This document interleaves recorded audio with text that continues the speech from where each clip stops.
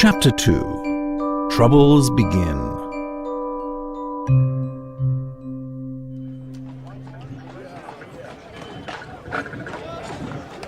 Alone and scared, Edward wandered the streets of London. His bare feet were bleeding, and the crowds of starving passers-by were moving noisily about him.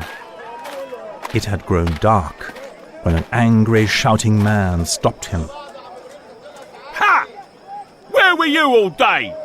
Not one penny for your father? Edward immediately realized who the man was. You are his father, Tom Canty's father. Take me to the palace and bring Tom home. I'm Edward, Prince of Wales. Do this, and my father, the king, will make you rich. John Canty thought his son was mad and pulled hard on the boy's collar.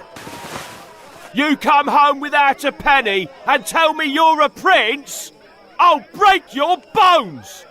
With a cruel laugh, he dragged the frightened boy down the dark, dirty street to Offal Court.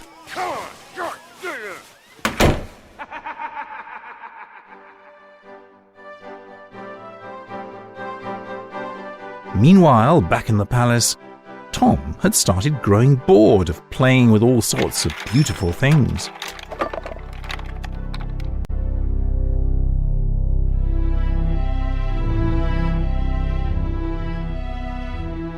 As time passed and Edward did not return, he started to worry. He became afraid that someone might see him in the prince's clothes and hang him. Just then, a servant opened the door and spoke. The Lady Jane. Hello my students, here is Mr. Mahmoud Gamal, and today we are going to have chapter 2. So in page number 12, now Edward became alone at the street, and his feet were bleeding. Why his feet were bleeding? Because he was walking bare feet without shoes. Edward met an angry man. Who is that angry man? It was Tom's father. The angry man said, "Not one penny for your father." So now Edward knew and realized that this man is Tom's father.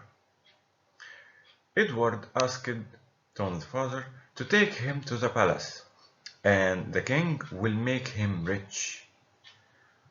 On the other hand, Tom was playing in the palace. Tom was afraid that someone might see him in the prince's clothes and hang him. Tom finally met Lady Jane Grey. A sweet young girl in a beautiful satin dress entered the room.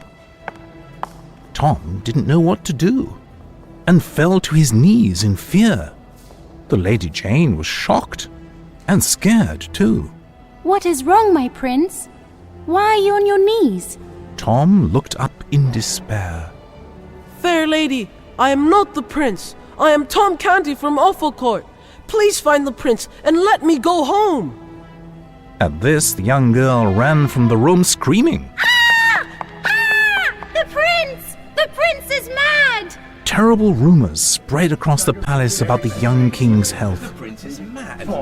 At last, the servants took terrified Tom to another room. There, right in front of him, was a very large man that seemed to be ill. His hair and bushy beard were grey, and he had a very serious expression on his face. He was King Henry VIII. His face became kind as he started speaking.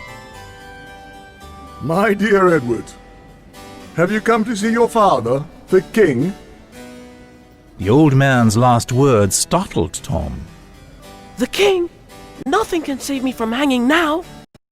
So when Tom met Lady Jane Grey, Tom fell to his knees when he saw the beautiful girl. Tom told her that he is not a prince. So she was shocked and ran away from the room, screaming. She thought that he is mad. The servants took Tom to the king, and the king was old. He was old. King Henry was old, and he has a grey hair and bushy beard. And when Tom saw the king, he knew that nothing would save him from hanging.